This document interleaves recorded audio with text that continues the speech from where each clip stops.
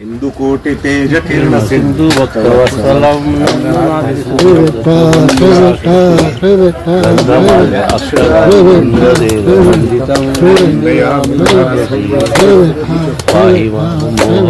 मोहपाश अंधकार छाय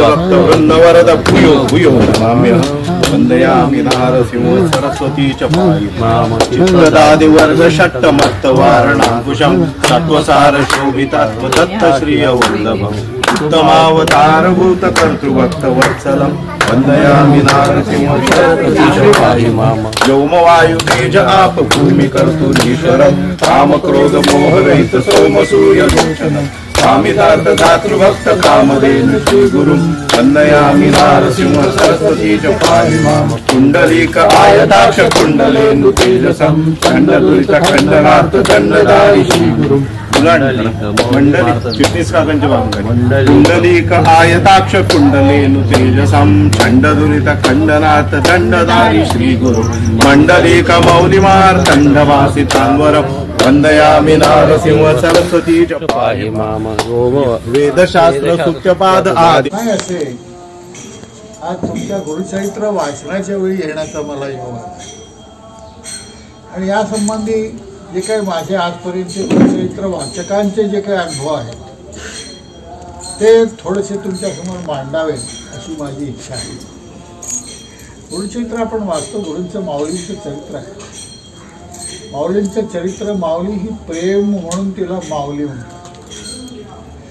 काल एका ठिकाणी मी सांगितलं की माऊली कोट, माऊली का म्हणतो आपण, पुरुष असला तरी माऊली म्हणतो. ज्ञानेश्वरांना आपण माऊली म्हणतो. कुठलाही जो श्रेष्ठ गुरु असतो त्याला आपण माऊली म्हणतो, कारण तो कुठला भेदभाव करतो. आपलं मूळ पावसात भिजत असलं तर त्याला घेऊन आज जी येते भिजू नये म्हणून ती असते आई, परंतु इतर 4 मुलं जी भिजत असतात त्यांनाही जी आज घेऊन येते. कुठलाही भेदभाव, माझं मूल आणि दुसऱ्याचं मूल हा भेदभाव न करता दासी पुत्रांनाही आपले समजणारे तुकाराम असे जे असतात त्यांना आपण माऊली म्हणतो. आणि गुरुचं हे जे रूप असतं याचा आपण अभ्यास केला. गुरुचरित्र आपण वाचतो. आता टेंबे स्वामींचं चरित्र वाचण्यात आल्यानंतर टेंबे स्वामींविषयी असेच गैरसमजात की ते अत्यंत तर्क म्हणजे कर्मठ आहे, अत्यंत शिस्त, पण ती शिस्त त्यांच्या स्वतःसाठी होती, इतरांना ती शिस्त त्यांनी लावली. त्यांचा जो धर्म होता संन्यास धर्म, हे पाळण्यासाठी कुठेही त्यांनी चूक केली नाही. आणि ज्या ठिकाणी चूक झाली असं त्यांना वाटलं त्यावेळी प्रत्येक वेळी त्यांनी प्रायश्चित्त केलं. स्वतः दत्तस्वरूप असून हा माणूस जगामध्ये प्रायश्चित्त घेतो आपल्या चुकीसाठी, हे फार मोठी आपल्यासमोर उदाहरण.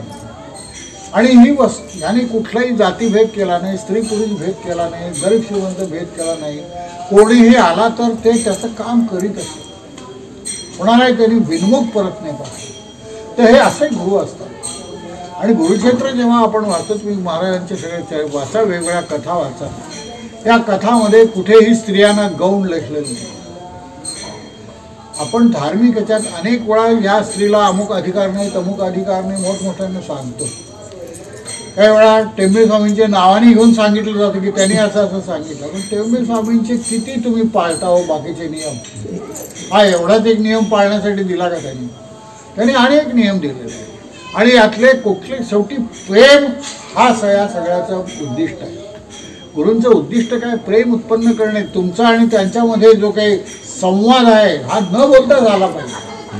न बोलता तुम्ही आणि गुरु एकरूप व्हायला पाहिजे. अंती गुरुरूप ही आपल्या प्रार्थनेत म्हटलेलं आहे. याचा अर्थ आपण लक्षात घेतला पाहिजे की हे अंती गुरुरूप होईल म्हणजे काय?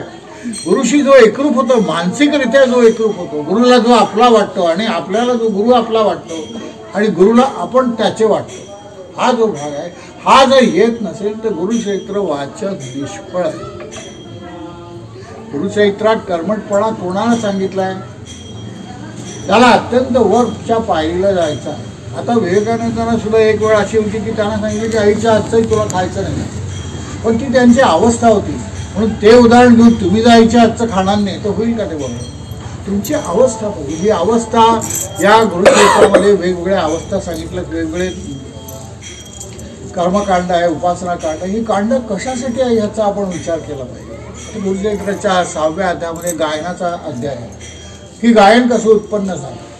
आता तुम्ही जे विठ्ठल विठ्ठल म्हटलं याच्यात एक माणूस म्हणजे कोणी जे ऐकले अनेक जे म्हणत असतील ते इतके रंगून जात होते की आपला संसार, आपली मुलं बाळं, हे इथलं सगळं वातावरण हे विसरून त्याच्यावर जाण्याचा प्रयत्न हा गायनातून येतो. हे 6व्या अध्यायात सांगितलं आहे.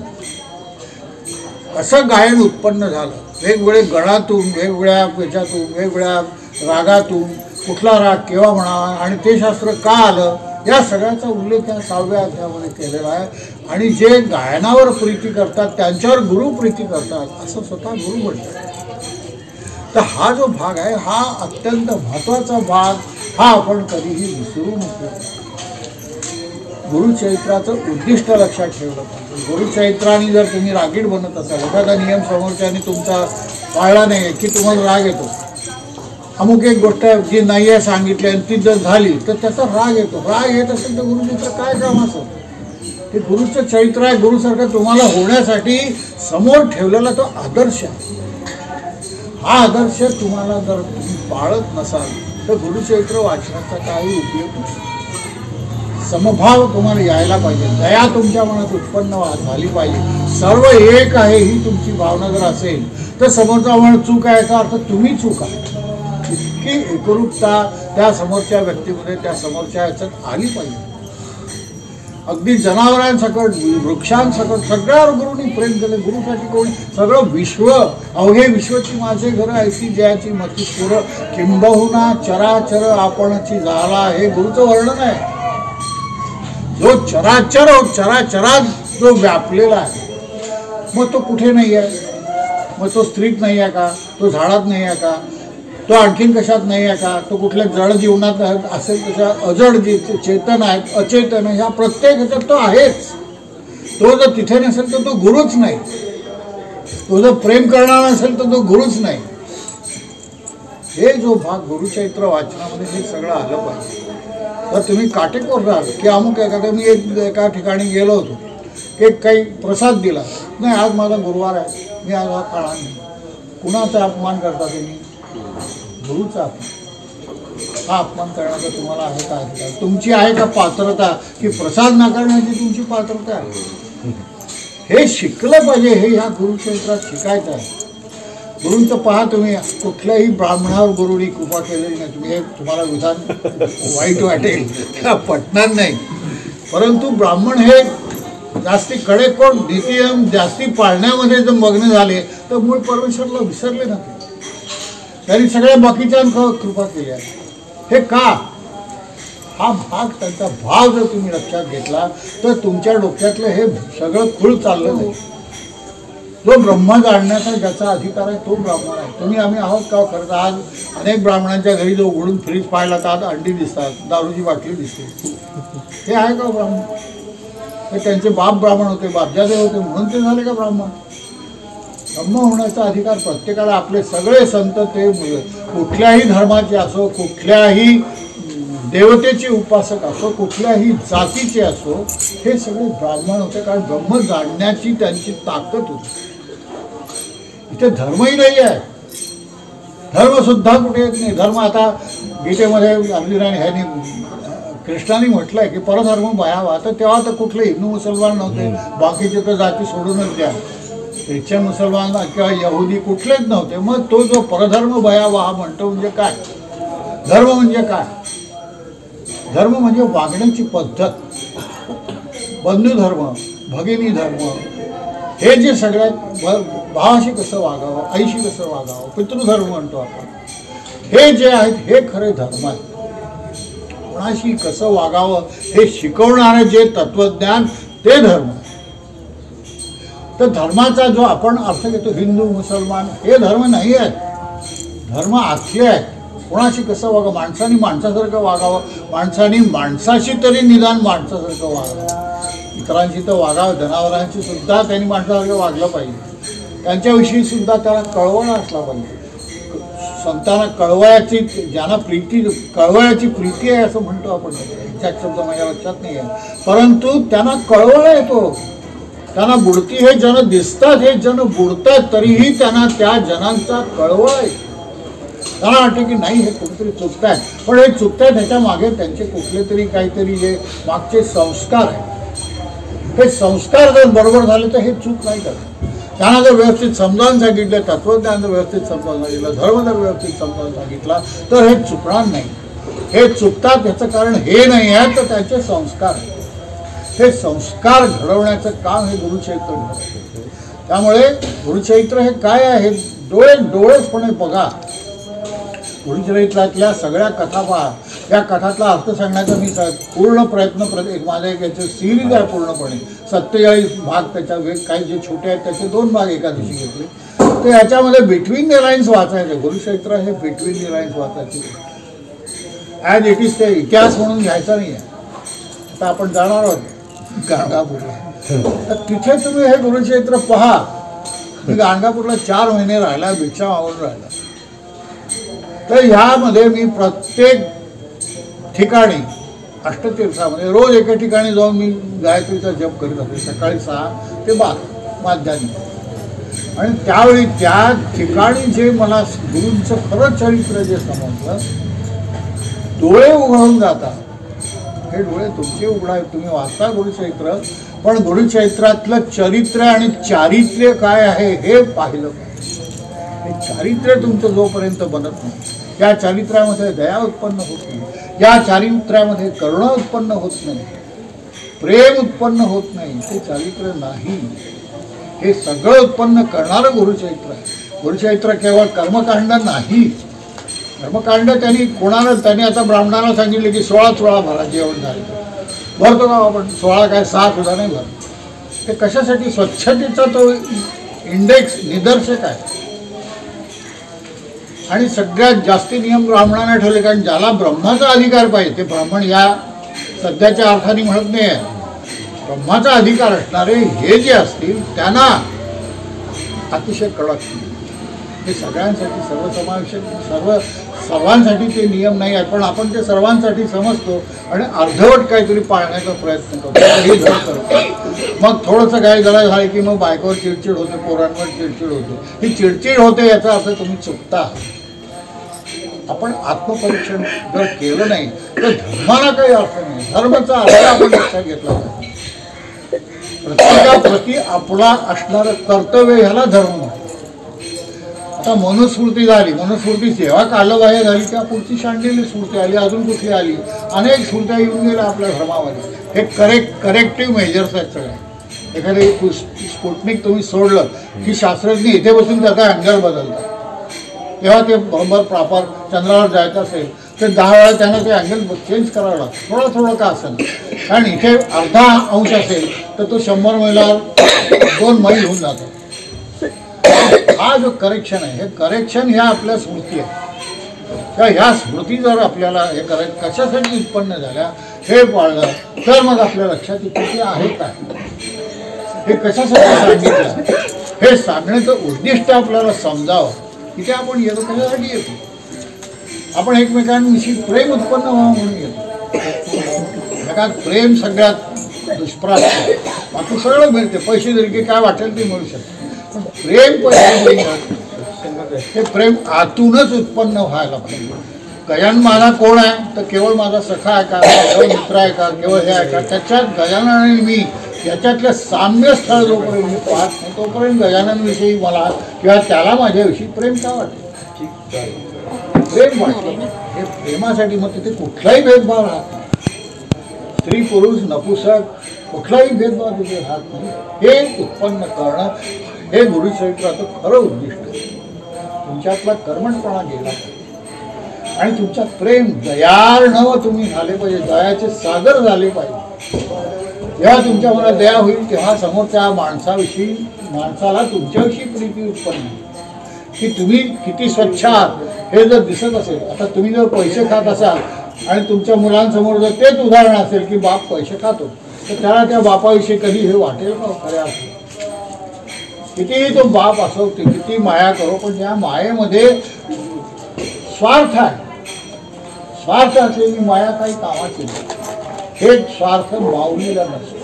माऊलीचं जे उद्दिष्ट आपण ते माऊली म्हणजे काय त्याचा अर्थ असतो की इथे कुठला स्वार्थ उत्पन्न की तुम्ही किती स्वच्छ आहात हे जर दिसत असेल. आता तुम्ही जर पैसे खात असाल आणि तुमच्या मुलांसमोर जर तेच उदाहरण असेल की बाप पैसे खातो तर त्याला त्या बापाविषयी कधी हे वाटेल ना खऱ्या कितीही तो बाप असो ते किती माया करो पण त्या मायेमध्ये स्वार्थ आहे.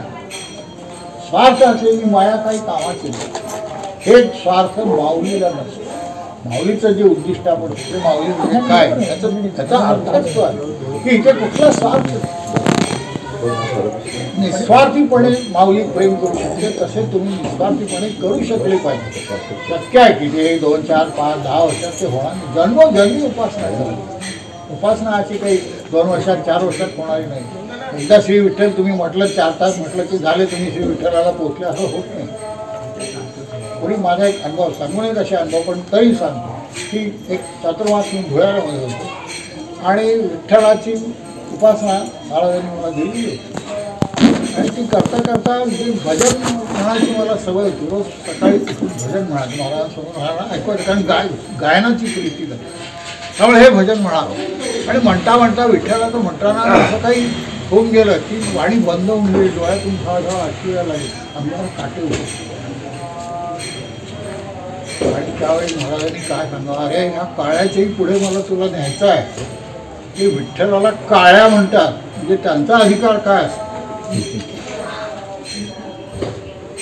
तर हे असं होतं या उपासनेमध्ये जेव्हा तुम्ही खरे आतून तुमच्या ती यायला हा करतो म्हणून मी करतो या उपासनेला शून्य किंमत आहे.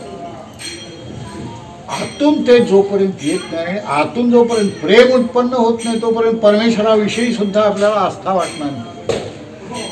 बायकोविषयी आस्था केव्हा वाटते बायको तुमचं ऐकत असते. तिने तुम्हाला थोडा विरोध करायला सुरुवात केली की तुमच्या मनात येते की नाही अशी तळतात. तर हे ह्याला प्रेम म्हणायचं का मग आपण प्रेम कशाला म्हणायचं ही शिकायला पाहिजे. साधा श्वास आपण जड घेत नाही. तुम्ही पहा तुमचा श्वास कसा बरोबर होतो का नाही. मी हे प्राणायाम मी 5 वर्ष शिकलो आहे. त्यातला कुंभक मधला मी भरपूर शिकलेलो आहे. कुंभक 2-2 मिनिटाचा कुंभक असं म्हणतात. 2 मिनिटात आपले 32 श्वास होतात घेऊन सोडून. तर हे अभ्यास प्रयत्नाशिवाय होत नाही. प्रयत्नानेच सगळं मिळते. डोक्यावर हात ठेवून काही मिळत नाही. एखादा विवेकानंद असतो की ज्याच्यावर हात ठेवला कारण तो नारायण होता म्हणून हात ठेवला. आता शंकराचार्य 4-5व्या वर्षी त्यांनी सौंदर्यलहरी स्तोत्र लिहिलं. मातेचं वर्णन लिहिलं. 5 वर्षाच्या पोराला धड नाक पुसता येत नाही आणि अशा वेळी तर सौंदर्यलहरीवर का स्तोत्र लिहिते. याचं काय कारण ही पूर्वजन्मीची उपासना असते. मागच्या पानावरून या पानावर येत असतो आपण तसे आपण मागच्या पानावरून या पानावर आलेलो आहे. मागचं पान काय आहे हे आपल्याला माहिती नाही आणि ते माहीत करण्याचा प्रयत्नही करू नये. त्याची इच्छा असेल तर ते पान आपोआप समजेल कारण तुम्हाला त्याची गरज असेल तरच तो समजा नाही तर ते काही गरज नाही. प्रत्येकाला मागचा जन्म समजून काय काय करणार उपयोग काही नाही. पण उपयोग असेल तर तो शिकवतो तुम्हाला मागे तुम्ही काय होता आणि आता काय आहे हे तो शिकवतो. तर यासाठी हे गुरुक्षेत्र पुन्हा आपण त्या पैकी गुरुक्षेत्र का वाचावं बिटवीन दी लाईन्स वाचावं. त्यातल्या ओळी नुसत्या पाठ करून नुसते त्यातले हे स्तोत्र म्हणून गुरुक्षेत्र येत नाही. गुरुचा अभ्यास गुरुनी काय केलं गुरु कसा वागतो आणि माझ्या प्रत्येक प्रसंगी मी गुरु कसा वागतो ह्याचा विचार करून जर मी वागत असेल तर गुरुला तुम्ही फॉलो करता. नुसते आंधळेपणाने गुरुने अमुक जॉब सांगितला मी रोज करतो एवढ्याने गुरु मिळत नाही. गुरु मिळणं गुरु म्हणजे काय अशी काही व्यक्ती थोडी आहे ती. उद्या गुरु जडदेही गुरु गेला तर काय करायला तुम्ही कुठे जाल. त्यामुळे गुरुला कधीही जडदेही समजून तो जडदेह जरी सोडला तरी तो तुमच्या मागे असतो. ही तुमची भावना तयार व्हायला पाहिजे. ही तयार नसेल तर मग लोक भरकटून जातात. सगळ्या गेले 50 वर्षी मी या उपासनेत आहे. 28व्या वर्ष आज मी 79 चालू होते. तर तेव्हा माझ्या हे अनेक गुरु मी बघितले, अनेक शिष्य बघितले, अनेक वेगवेगळ्या प्रकारचे कसं असावं कसं नसावं हे दोन्ही गुरु शिकवतो, कसं नसावं हेही शिकवतो. ते जास्त महत्वाचं आहे कसं असावं. आणि मग त्यानंतर त्या सगळ्या चरवणातून मी हे तुम्हाला सांगतो, माझ्या अनुभवातून आलेलं हे सगळं आहे. त्यामुळे गुरुचा अभ्यास करा, गुरुचरित्राचा अभ्यास करताना गुरु समोर ठेवा, व्यक्ती नाही.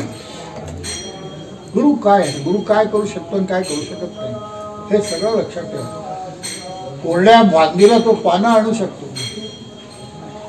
इतकी त्याची ताकद आहे. सगळ्या विश्वावर त्याचा अधिकार आहे, चेतनावर आहे आणि जडावरही आहे. तो गुरु असतो. त्या गुरुचरित्रामध्ये हा गुरु पाहण्याचा प्रयत्न करा. प्रत्येक अध्याय वाचताना तो वाचल्यानंतर तुम्ही त्याच्यावर दुपारनंतर आरामात विचार करा की या अध्यायात काय सांगितलं. केवळ ती कथा नाही, हिसाबनीती जे सगळ्या कथा आहेत त्यात सगळे पक्षी बोलतात, सगळं होतात. ते काय करतात, ह्या कथा बिटवीन लाईन घेण्याच्या शेवटी त्या प्रत्येक हिसाबनीती या कथेमध्ये तात्पर्य सांगितलं. ही कथा म्हणजे काय आहे, त्या कथेचा अर्थ हा आहे, या कथेतून काय घ्यायचं आहे ते हे तात्पर्य अमुक आहे. तर हे पाहायला आपण शिकलं पाहिजे. गुरुचरित्राच्या कथा त्या वाचून त्यात काय तात्पर्य आहे याचा आपण विचार करून ते तात्पर्य आचरण्याचा प्रयत्न केला. आचरण हे सगळ्यात इथे महत्त्वाचं आहे. लोकांनी केवळ पूजा केली, केवळ हे केलं, जप केलं की झालं माझा अध्यात्म. इथे काही होत नाही, हे शून्य आहे. हे लक्षात ठेवा. सुरुवात तिथून आहे. सुरुवात केल्याशिवाय पुढे जाता येत नाही. त्यामुळे ती सुरुवात गुरु तुम्हाला सांगते, विशिष्ट मंत्र सांगतो की एक अमुक श्रीराम जयराम जयराम म्हणत जा. पण श्रीराम जयराम जयराम म्हणता म्हणता तुम्ही त्या बीजाक्षरी श्रीराम जयराममध्ये जाऊ शकले पाहिजे. त्याचं उद्दिष्ट बीजाक्षरात नेण्याचं आहे. पण किती लोकांना हे माहिती आहे की 13 अक्षरी जप म्हणजे 7 अक्षरी बीजाक्षरी मंत्र आहे. श्री राम जय जय राम असा 7 अक्षरी हा बीजाक्षरी मंत्र आहे. पण इथे तुम्ही आपोआप गेले पाहिजे. मी आत्ताच तुम्हाला सांगितलं की आलं की काही राहिलंच नाही ना. जगणार कशासाठी, मायेसाठी जगतो आपण. तो वैराग्य आला तर कशाची माया राहणार, तुम्हाला आयुष्याची राहणार नाही, शरीराची राहणार नाही, कशाचीच राहणार नाही. मग हे जगणं आहे का, होईल का कोण आपल्या. उद्या बायकोनी प्रेम करायला सोडलं, पोरांनी जवळ यायचं सोडलं, राहाल का तुम्ही, घरात का जाता तुम्ही, त्या ओढीने जा. ओढ नसेल तर घरी जाल का तुम्ही. मग हॉटेल काय वाईट, जेव्हा खाल तिथेही भेटते, घरी गेल्यावर भेटते. तर तिथे फक्त पैसे द्यावे लागतात आणि घरी एकदम पैसे आणावे लागतात. एक विचारतो तुम्हाला, नाम चगुडे का निंबुडे कसं ओळखायचं असतं. नाम आले की त्याला गोड आला, नाम सगुणच आहे, ओळखायची गरजच नाही. व्यवहारिक हो अगदी. पण अध्यात्म म्हणतो पण व्यवहार पण पाहायला पाहिजे ना. उपाशी अलिप्तपणे राहून पाळता आला पाहिजे. व्यवहार पाळा ना. जर तुम्हाला ठकासारखं राहणं हे अध्यात्मच आहे. बरोबर अगदी बरोबर. परमेश्वर तुम्हाला सोन्याचं ताट देत आहे, तुम्ही शेण मागता मग त्याला अध्यात्म नाही म्हणणार नाही. बरोबर ना. तो शेणाने दिला आणि सोन्याचं दिलं तरी सारखं मानणार आहे, त्याला अध्यात्म. सोन्याचं एवढं आकर्षण नाही पाहिजे. सोन्याचं लाथ मारून शेण मागतोय नाही, असं काही गरज नाही. सोनं आणि शेण एकच आहे. लाथ मारून ते मागतोय असं म्हणतो. परमेश्वर देतो. सगळं धन आम्हाला मृत्तिके समान आहे असं तुकारामांनी म्हटलंय. तुम्ही हे मृत्तिका जाय शेवटी, त्याचं काय होणार आहे त्या धनाचं. फार पुढची लेवल आहे. आपण काय मुक्ती कशाला मागता असतात. मुक्ती माहिती आहे तुम्हाला कुठली लेवल आहे, तरी आपण का मागतो, का प्रयत्न करतो. न लगे मुक्ती धनसंपदा का म्हणतो. पण ही साधं धनसंपदा खरीच सोडायची आपली आहे काय ताकद. त्याशिवाय व्यवहार होत नाही ना. व्यवहार करण्यासाठी धन लागतं, सगळं ताकद लागते.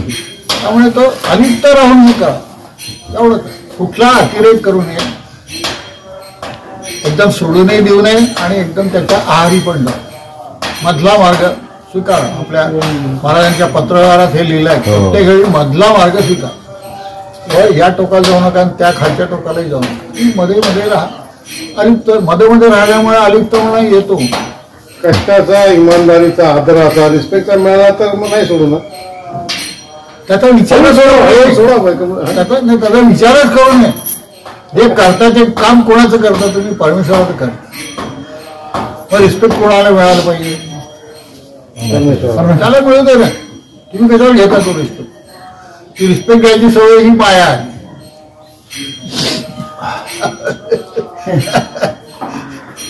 मला कोणी आदर नाही केला की त्या ठिकाणी मला जावंसं वाटत नाही.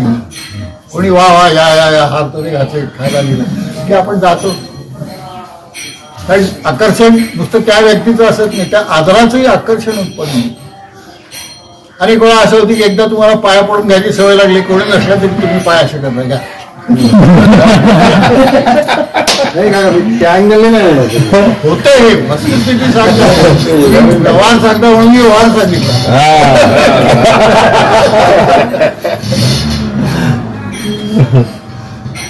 ती सवय ती सवय लागली तर लागते. कुठलीच सवय लावू नये, पण असं म्हणून होत नाही. त्या काही सवयी आपोआपच लागतात.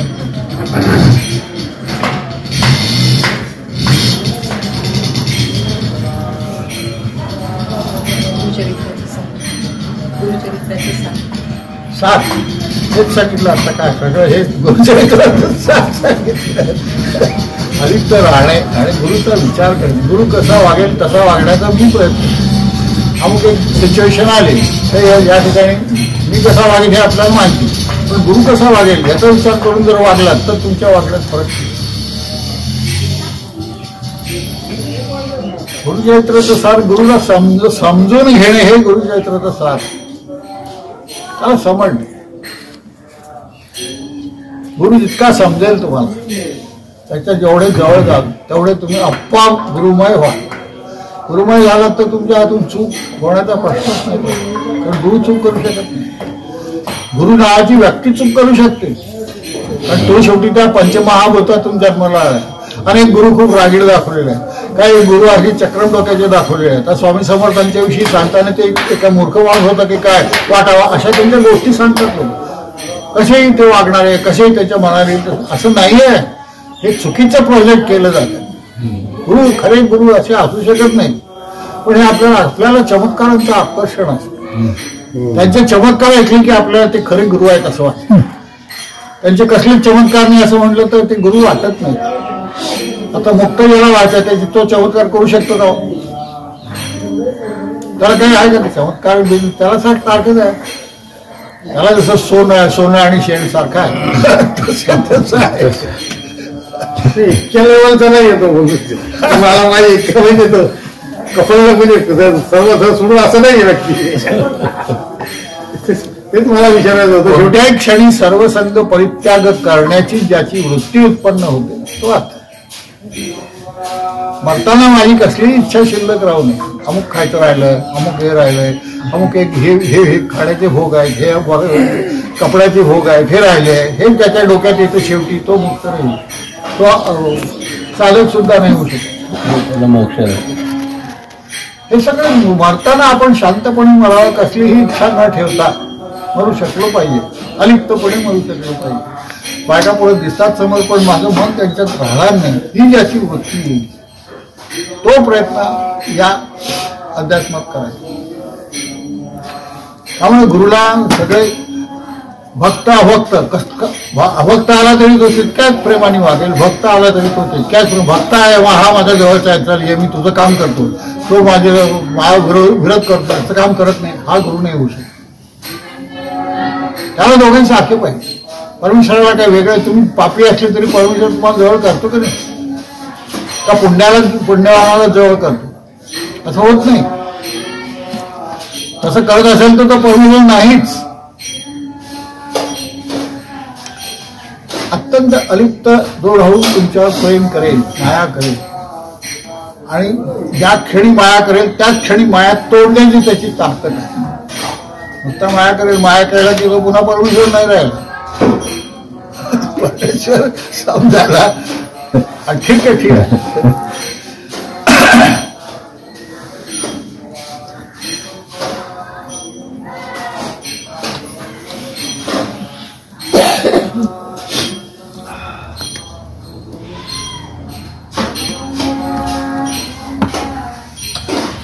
चला पुढे. हो. एक शेवटचा प्रश्न. आई जगात प्रॅक्टिकल लाईफमध्ये तुम्ही अध्यात्म करतो, व्यवहार नाही सोडला पाहिजे. शेवटी मला पोट गळलं, अरे मी खूप 10 गुरुचरित्र वाचलं म्हणून मला भाजीवाला काय फुकट देणार नाहीये, तिथे मला कष्टाचं कामच पाहिजे. बरोबर आहे, हेच विचारत होतो. हो अगदी. म्हणून ठकासारखं वागणं हे अध्यात्म आहे. बरोबर ना. गांधींची जी अहिंसा होती ते भोळेपणाची अहिंसा होती. त्या अहिंसेला काही अर्थ नाही. त्याची ताकद आहे समोरच्याला हे कळत, त्यांनी अहिंसा करणं ही गोष्ट वेगळी आहे. आणि ज्याला मी आता मारू शकत नाही याला माहिती आहे मला की मी दुबळा आहे, तो मी वाचू नये म्हणणारच नाही. त्यात काही बीजाक्षर किंवा याचा प्रयोग आहे, त्यामुळे वाचू नये असं म्हणतात. तर त्याला तसं काही मला स्वतःला तसा अर्थ वाटत नाही. म्हणून मग काय सांगितलं की विवेकानंदाने एक वेळ असं सांगितलं की आईच्या हातचं खाऊ नको सांगितलं. कारण आई म्हणजे माया आली. मायाचं अन्न खाल्लं की तुमच्या मनातली माया कशी नष्ट होणार. पवारी बाबांचं उदाहरण यांना सांगते. त्यांनी रामकृष्णांना निर्गुण निराकार काय हे शिकवण्यासाठी ते गुरु आले.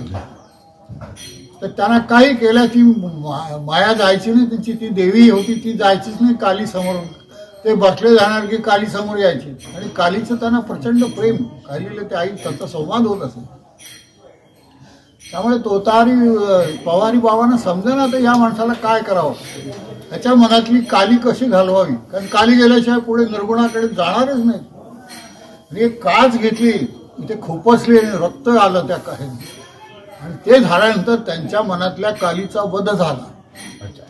तेव्हा ती पुढे गेले. मग 3 दिवस त्यांना निर्गुण समाधी निराकार 3 दिवसाची समाधी लागली. त्यांच्या आयुष्यात तो पहिला शिष्य होता ज्याला ऍट ए टाइम एकाच ह्याच्यामध्ये 3 दिवस निर्गुण निराकार होणार. इथे ती माया आहे. गुरुचरित्र ही सुद्धा माया आहे हे विसरू नका. त्याच्या पुढे जायचं असेल तर गुरुचरित्र वाचा आणि पुढे चला. गुरुचरित्र हे अंतिम ध्येय नाही. अंतिम ध्येय हे मी म्हणजे कोण हे समजणं. मी कशासाठी जन्माला आलो, बायको म्हणजे काय, पोरं म्हणजे काय, ही माया काय आहे, या मायेला कसं संपवावं. प्रत्यक्ष नाही, माया संपवावं.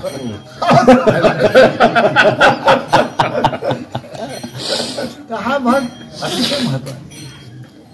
ते येत नसेल तर या नुसत्या बाकीच्या वरच्या ढकोसले म्हणते ह्याला विदर्भीय शब्द ढकोसले. हे ढकोसले करण्यात काही अर्थ नाही. हे शिव आहे. मी एखाद्या झाडाला बसलो की शेजारच्या वाटत झालं ह्याला कसं काय लागलं झालं, मला का नाही लागत. मग मी पण आता डोळे मिटून बोलतो की लोकांना वाटतं यालाही लागला. तर हा जो ह्या मायनर छोट्या छोट्या गोष्टी आहेत पण ह्या शिकल्या पाहिजे. त्या शिकत नाही तोपर्यंत तुम्ही पुढे जात नाही. याही मायेतून गेलं पाहिजे. देव ही सुद्धा माया आहे. निर्गुण निराकार हे मूळ तत्व आहे आपलं. आपण म्हणतो सगळं काही शून्य आहे, शून्यात शून्य घालवा शून्य, शून्यात शून्याला शून्याने गुणा शून्य. पण हे शून्य काय आहे. तुमच्या मनातल्या सगळ्याच भावना जोपर्यंत नष्ट होत नाही तोपर्यंत शून्यात जाणार. शून्याला जाणं हे आपलं. आपण मोक्ष पाहिजे म्हणतो. आपलं उद्दिष्ट शेवटी सगळे धर्म ग्रंथ सांगतात मोक्ष पाहिजे. मोक्ष म्हणजे काय शेवटी हे सगळे भेदभाव नष्ट होणे, माझा मी संपणे, हा मी संपवणे हे उद्दिष्ट आहे खरं. पण मी संपत नाही. मी आणखी वेगवेगळ्या रूपाने तो येतो समोर. तो तुम्हाला वाखवल्या दाखवतो आणि मग तुम्ही त्यात फसून जाता. त्या मायेत फसता, पुन्हा पुन्हा फसता. समजते की नाही बा दारू पिऊ नये वाईट आहे, जिंकतो तो तरी त्याला त्या दिवशी समजते की नाही बा हे काही